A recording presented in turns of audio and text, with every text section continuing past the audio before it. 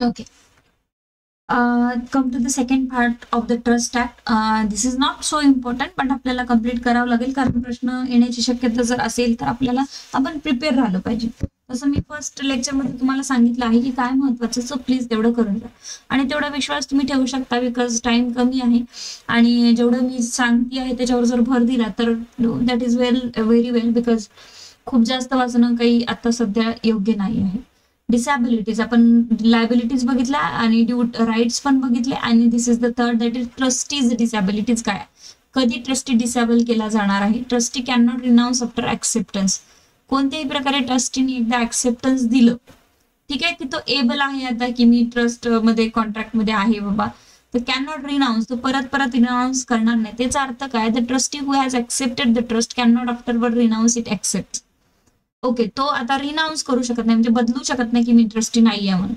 म्हणजे आज तुम्ही जर म्हटलं मला की मॅडम मी तुमच्या प्रॉपर्टीचा ट्रस्टी आहे, आपण एक कॉन्ट्रॅक्ट केला according to the contract act, property transfer साठी सगळं झालं, आता उद्या चालून तुम्ही कागद वापस आणून दिला आणि मला म्हटलं की आजपासून मी ट्रस्टी नाही, तर असं जमत नाही. आणि जर तुम्हाला म्हणायचं असेल की ठीक आहे, नाही मॅडम मला नाहीच व्हायचं ट्रस्टी, मी खूप विचार केला, मला काही परवडत नाही, तर मग आपल्याला आता कोर्टात जावं लागेल. म्हणजे काय, लग्न तर करू शकतो कुठे, पण डायव्होर्स करायचं असेल तर कोर्टातच जावं लागतं, असा एक प्रकार आहे. मग तुम्हाला जर कॅन्सल करायचं ट्रस्ट, तर तुम्हाला प्रिन्सिपल सिव्हिल कोर्ट जे आहे, ओरिजिनल ज्युरिस्डिक्शन, तिथे तुम्हाला कॅन्सलेशनचा इथे डॉक्युमेंट किंवा ट्रस्ट आम्हाला रिनाऊन्स करायचा, हे तुम्हाला सूट दाखल करावं लागेल. If the beneficiary is competent to contract he is consent, तर तुम्ही कन्सेंट सोबतही करू शकता, म्युच्युअल कन्सेंटनी करू शकता. जर तुम्ही दोघेही तयार असेल तर पण कोर्टात जावंच लागेल by virtue of a special power of the instrument of the trust. आणि नवीन तुम्ही रिनाऊन्सचं कागदपत्र, जसं की कॉन्ट्रॅक्ट ऍक्ट मध्ये आपल्याकडे काय आहे, नोवेशन ऑफ द कॉन्ट्रॅक्ट म्हणतो की आजपासून आपला कॉन्ट्रॅक्ट खतम झालेला आहे, तसं एक करावं लागेल. म्हणजे लग्न स्वतः तुम्ही मंदिरात जाऊन करू शकता, नो प्रॉब्लेम, पण डायव्होर्स कोर्टात जाऊन करावा लागेल, असा भाग आहे. तर हा एक 46 मधला पार्ट आहे की स्वतःहून तुम्ही रिनाऊन्स करू शकत नाही, या पद्धतीने आता तुम्हाला जावं लागेल. ऍक्सेप्ट तुम्ही करू शकता, रिनाऊन्स करायला तुम्हाला म्हणजे कॅन्सल करायला तुम्हाला कोर्टात जावं लागेल. Trustee can not delegates, trustee कोणत्याही प्रकारे स्वतःची पॉवर डायरेक्टली डेलिगेट करू शकत नाही. सपोज मी तुम्हाला ट्रस्टनी प्रॉपर्टी दिली, तुम्ही तिसऱ्याला ट्रस्टनी प्रॉपर्टी देऊ शकत नाही. जर द्यायची असेल स्ट्रेंजरला तुम्हाला प्रॉपर्टी, तर ह्या तुम्हाला गोष्टी फॉलो कराव्या लागेल. Trustee can not delegate his office or any of his duties either of the co-trustee or to the stranger. एक तर तुम्ही co-trustee असेल, दुसरा कोणी तर ते ठीक आहे, or to the stranger, unless कोणाला अनलेस म्हणजे जोपर्यंत तुम्ही हे पाळत नाही. Instrument of the trust so provide, सरळ तुम्हाला एक इन्स्ट्रुमेंट ऑफ द ट्रस्ट तयार करावं लागेल, सहज तुम्ही डेलिगेट्स पॉवर करू शकत नाही. The delegation is in the regular course of the business. The delegation is necessary beneficiary. हे सगळं म्हणजे तुम्हाला कागदपत्रावर करावं लागेल ऑथरकडनं, ठीक आहे. तर प्रॉक्झी वगैरे हे शब्द जे आहेत आपण ऑलरेडी ते बघितले आहेत वेजेस ऍक्ट मध्ये वगैरे. सो अशा प्रकारे तुम्हाला जावं लागतं. को trustees can not act singly. को ट्रस्टी कधी सिंगली ऍक्ट करत नाही. सपोज तुम्ही 2 ट्रस्टी आहात, 1+2, तर सिंगली ऍक्ट करता येत नाही जोपर्यंत तुम्ही स्वतः दोघांचं अग्रीमेंट होत नाही. तर लक्षात ठेवा की को ट्रस्टी सिंगली ऍक्ट असं एक ऑप्शन येऊ शकतं. Co trustee not singly, can not singly act, तर कॅन नॉट सिंगली ऍक्ट बरोबर आहे. Where there are more trustees than one, all must join in execution of the trust except where the instrument of the trust otherwise provide. But इथे एक option दिलेला आहे, एक्झम्पशन दिलेलं आहे, exception sorry. तर इथे म्हटलं की जर तुमचा तसा कॉन्ट्रॅक्ट असेल की ट्रस्ट प्रॉपर्टी आहे, 10 दिवस तू काही पण कर, मला काही करायचं नाही, पुढचे 10 दिवस मी काही करतो, तर तसं मग त्या 10 दिवसात तुम्ही without the permission of the other को ट्रस्टीज तुम्ही ते निर्णय घेऊ शकता. कंट्रोल ऑफ डिस्क्रिएशनरी पॉवर, डेफिनेटली जे डिस्क्रिएशनरी पॉवर आहे तुमची त्याच्यावर तुम्हाला कंट्रोल ठेवणार आहे. म्हणजे गुड फेथ मध्येच करायचं आहे आणि ट्रस्टच्या फायद्यासाठीच करायचं आहे. आधी नाही तर मग तुम्हाला प्रिन्सिपल सिव्हिल कोर्टकडे जाऊन त्याच्या परमिशन्स घ्यावे लागतात, तर तुम्ही करू शकता. Trustee may not charge for services, कोणत्याही सर्व्हिसेसला ट्रस्टी चार्जेबल नसतो, जे की स्किल लॉज वगैरे काय आहे ते, तर तुम्हाला स्वतः इथे अधिकार मिळतात. तर trustee may not use a trust property for his on profit, definitely कोणत्याही ओन प्रॉफिटसाठी स्वतःच्या फायद्यासाठी ट्रस्टी ते करू शकत नाही. दिवसभर हॉस्पिटल चालवलं, संध्याकाळी हॉस्टेलसाठी भाड्याने दिलं, जमणार नाही.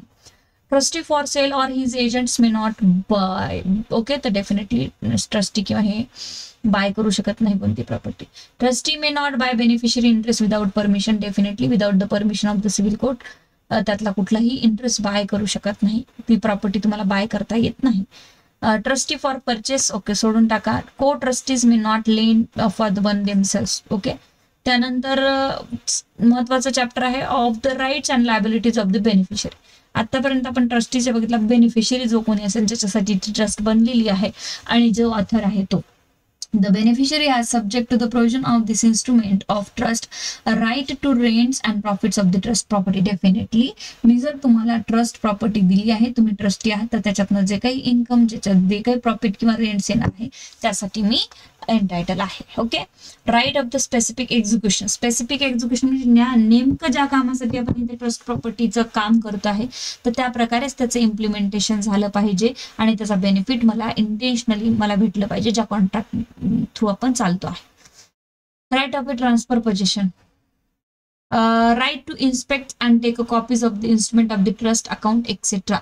Right to inspect. डेफिनेटली मी जर तुम्हाला 50 वर्षासाठी ट्रस्टनी प्रॉपर्टी दिली आहे तर तुम्ही काय करत आहे, काय नाही, इन्स्ट्रुमेंट, कागदपत्र काय, व्यवहार काय सुरू, हे मी वारंवार येऊन इन्स्पेक्शन करू शकते. ठीक आहे की नाही. Right to transfer beneficial interest. तर माझा बेनिफिशियल इंटरेस्ट मी माझ्या मुलाबाळांना किंवा कोणत्याही ड्युरिंग मॅरेज किंवा कोणी असेल तर ट्रान्सफर करू शकते. असं काही नाही आहे की माझा परमनंट राहील. जर तुमच्या वडिलांनी ट्रस्टनी प्रॉपर्टी दिली होती तर वडील म्हणतात आता की मी म्हातारे झालो बाबा, आता मी ट्रस्टचं बेनिफिट तुला ट्रान्सफर करतो तर करू शकतो. Right to sue for the execution. जर कोणत्याही प्रकारे ट्रस्टी प्रॉपरली एक्झिक्यूट करत नसेल तर एक्झिक्युशनसाठी ट्रस्टीवर दावा तो दाखल करू शकतो. Right to proper trustee. जर इथे वाटत असेल की हा ट्रस्टी ए नावाचा बरोबर नाही तर हा चेंज करून बी नावाचा ट्रस्टी बनवा. तुम्ही जर section 95 I think yes section 95 of the CPC जर बघितलं किंवा 92 ऑफ द सीपीसी बघितलं तर त्याच्यामध्ये ही प्रोसिजर दिली आहे. ठीक आहे की कसा ट्रस्टी चेंज करायचा. Right to compel to any act of the duty. Okay. Right to compel any act. कोणतीही ड्युटी जर ट्रस्टी प्रॉपरली करत नसेल तर इथे तुम्ही त्याच्यावर क्लेम करू शकतात की ड्युटी प्रॉपरली कर म्हणून. ठीक आहे. त्यानंतर रॉंगफुल purchase bye trustee.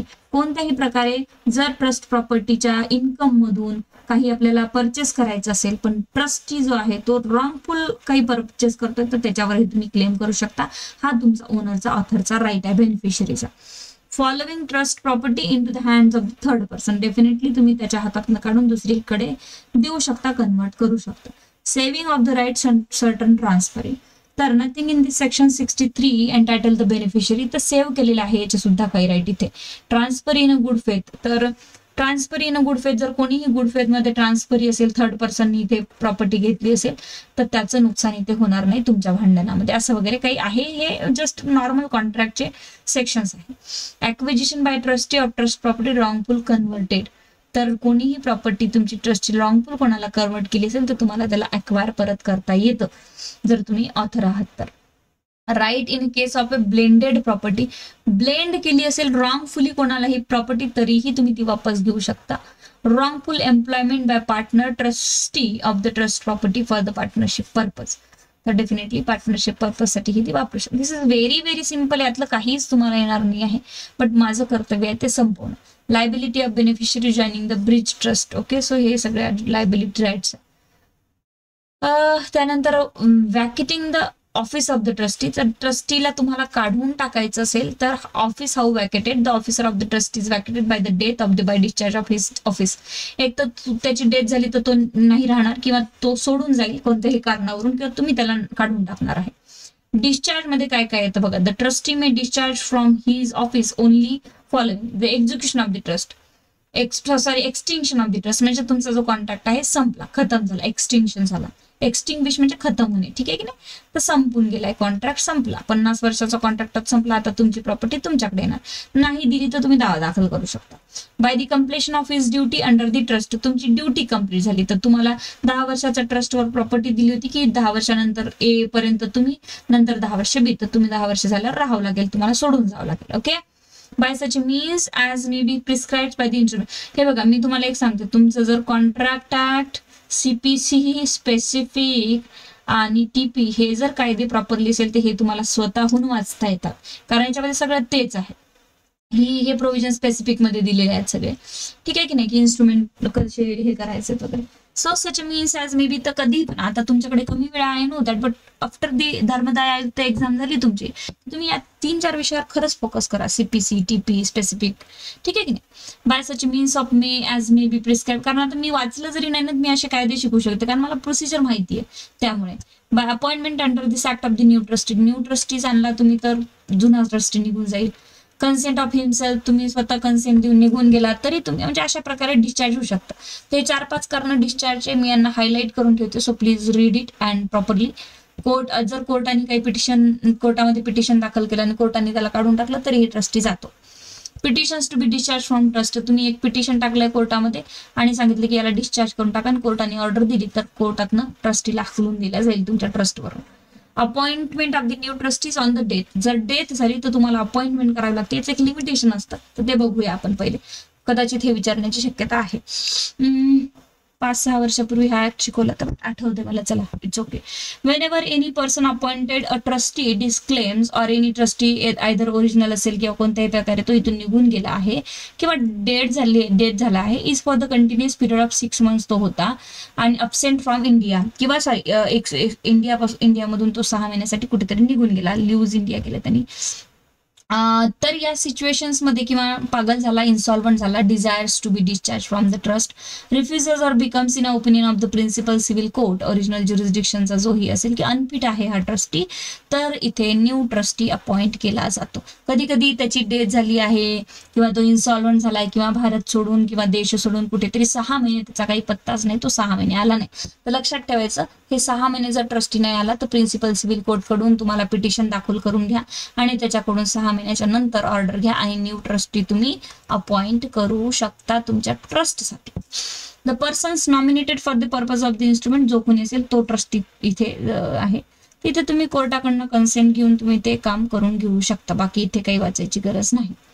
Appointment by the court, Wien ever any such vacancies disqualification जर कुठल्याही प्रकारे झालं असेल तर न्यू ट्रस्टीची अपॉइंटमेंट चांगलं आहे की तुम्ही कोर्टाकडनंच अपॉइंट ट्रस्टी जो न्यू आहे तो करून घ्या. ओके. त्यानंतर wasting of trust property in new trustee, again तेच रूल सगळे लागू होईल न्यू ट्रस्टीला. पॉवर टू न्यू ट्रस्टीज काय तर तेच ओरिजिनल जे नॉमिनेशन होते तेच. Okay, so this is very simple, फक्त ते 6 महिन्याचं लक्षात ठेवायचं आहे तुम्हाला. extinction of the trustee, so trust how extinguished, okay, so trust is extinguished when its purpose to completely fulfill. आता समजा तुम्ही जर टाइम पिरियड साठी ट्रस्ट ठेवली होती की सपोज एक सिटी आहे, एक छत्रपती संभाजीनगर घ्या, छत्रपती संभाजीनगर, इथे म्हटलं होतं की इथे आपल्या छत्रपती संभाजीनगर मध्ये पाण्याचा खूप प्रॉब्लेम आहे, तर मी ते उदाहरण देईन की जोपर्यंत पाण्याचा प्रॉब्लेम संपत नाही, ओके, वॉटर सप्लायचा प्रॉब्लेम संपत नाही, मग त्याला कितीही वर्ष लागू द्या, तर हा प्रॉब्लेम संपेपर्यंत आपली ट्रस्ट प्रत्येक सेक्टरमध्ये पाणी फ्रीमध्ये किंवा नॉमिनल पैसे चार्जेस घेऊन 1 रुपया 2 रुपया घेऊन 10 रुपये घेऊन पाणी पोहोचणार आहे. आता उद्या छत्रपती संभाजीनगर मधला पूर्ण पाण्याचा पर्पज जो आहे तो कम्प्लीट केला महानगरपालिकेने, पाणी खूप प्रमाणात सोडतं, आता पाण्याची गरज नाही, तर तुमचा जो पर्पज आहे काय आहे, पर्पज कम्प्लीट झाला की नाही, तर मग त्या दिवशी तुमची ट्रस्ट खतम होणार, काही गरज नाही आता ट्रस्ट कंटिन्यू करण्याची. अशा प्रकारे अनेक पर्पज असू शकतात, ठीक आहे की नाही. पुअर्टी, हॉस्पिटलायझेशन, पण आता भारतातले हे पर्पज कधी कम्प्लीट होतच नाही, त्यामुळे आपल्याला ट्रस्टची गरज जास्तीत जास्त पडते. Wien it's purpose becomes unlawful, जर तुमचा अनलॉफुल पर्पज असेल, आज पहिले लॉफुल होता, ठीक आहे, ट्रस्ट सुरू केली त्या, पण आता तुम्ही त्याला अनलॉफुल मध्ये कन्वर्ट केला. स्वस्तामध्ये तुम्ही औषधं विकत होता, जेनेरिक मेडिसिन्स, पण आता तुमच्या औषधामध्ये काही असे ड्रग्ज आढळले की ते योग्य नाही, अनलॉफुल आहे, तुमची ट्रस्ट खतम होईल. Wien the fulfilment of its purpose become impossible, आता तुमची ट्रस्ट चालू शकत नाही, फुलफिलमेंट होऊ शकत नाही, इम्पॉसिबल झाले, डिस्ट्रक्शन झालं, व्हॉट एव्हर, तर खतम होईल. When the trust being revocable is expressly revoked, this is very very important, 4ही point. So please 77 section IMP आहे, याला प्रॉपरली वाचा, मी येलो हायलाइट करून ठेवते, सो प्लीज रीड प्रॉपरली हे 4ही पण. रिवोक म्हणजे खतम करून टाकलाय, बिंग रिवोकेबल, आता ती पुढे चालू शकत नाही, तर हे 4-5 पॉइंट तुम्हाला चांगल्या प्रकारे वाचायचे आहे. रिवोकेशन ऑफ द ट्रस्ट कशी करायची आहे, रिवोकेशन ऑफ द ट्रस्ट बघू शकता. A trust created by will may be revoked at the pleasures of the testator, तर डेफिनेटली कॉम्पिटंट कॉन्ट्रॅक्ट काय आहे काय नाही तुम्ही मिळून ट्रस्ट रिवोक करू शकता. Revocations not be defeat what trustee have only duly done, okay, तर रिवोकेशन्स मध्ये सोडून टाका ते, काही हरकत नाही. Certain obligations in the nature of the trust. तर काय ऑब्लिगेशन्स आहे, जनरल ऑब्लिगेशन्स काय क्रिएट करण्याच्या याच्यामध्ये, तर फॉलोइंग हे त्यांनी काढले आहे, ते बेनामी ट्रान्झॅक्शन्स मध्ये गेले आहे. Trust incapable of the execution or executive without executive, सोडून टाका, काहीच कामाचे नाही ते section. Transfer of for illegal purpose, कोणत्याही प्रकारे तुम्ही ट्रान्सफर करू शकत नाही इलिगल पर्पज साठी. ठीक आहे. ट्रान्सफर पर्सेंट हे सोडून टाका, you can skip it directly. Trust advanced gain by the exercise of undue influence, advanced gain by the qualified owner, you can skip it, this all the sections. Property acquired with notice of extinguished contract, purchase of the property, advantages security. नाही, काही गरजच नाही वाचण्याची, उगीच तुमचा वेळ वाया जाऊ नये असं मला वाटतं. याच्यानंतर याच्यामध्ये एक शेड्यूल दिलेला आहे, सी सेक्शन 2 मध्ये आपण बघितलं की स्टॅट्यूट म्हणता येते. Year and chapter and short title दिलेले आहे. सेक्शन 7, 8, 9, 10 एक्सटेंड रिपील करण्यात आले होते आणि त्याच्या जागी दुसरे सेक्शन्स दिलेले आहेत. तर हे तुम्हाला याच्यामध्ये येत नाही. याच्यामधून स्पेसिफिक, जसं मी तुम्हाला सांगितलं की जर तुम्ही स्पेसिफिक रिलीफ ऍक्ट वाचला, सेक्शन 12 मध्ये एक इल्युस्ट्रेशन दिलं आहे की, आता मी स्पेसिफिक मधलं सांगते तुम्हाला की हे पण तिथेच असेल कदाचित मॅनेजमेंट. तर तुम्हाला हे जे आहे त्याच्यामध्ये सांगितलं आहे की टाइम पिरियड परत ट्रस्टी असतो.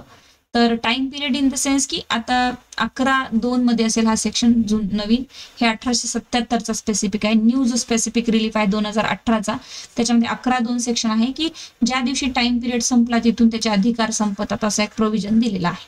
सो डोंट रीड विथ दिस, हे तुम्ही प्रॉपरली करा. ट्रस्ट मी पहिलं लेक्चर खूप चांगलं घेतलं आहे, दुसऱ्या लेक्चरमध्ये महत्वाचं काहीच नाही आहे.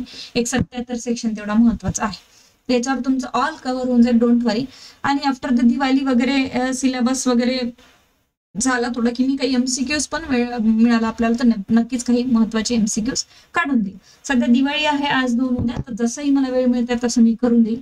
अँड देन आपण एक 10 ते 15 दिवसामध्ये परत पूर्ण 2-2, 3-3 टाइम मध्ये लेक्चर घेऊया. ठीक आहे, जसे मला पॉसिबल होईल 2-2, 3-3 टाइम मध्ये. सध्या माझ्याकडे पण दिवाळी, मी आज दिवसभर काल ट्रॅव्हलिंग मध्ये होते आणि घरी उशिरा पोहोचले. ठीक आहे, बट डोंट वरी, सिलेबस होईल कम्प्लीट.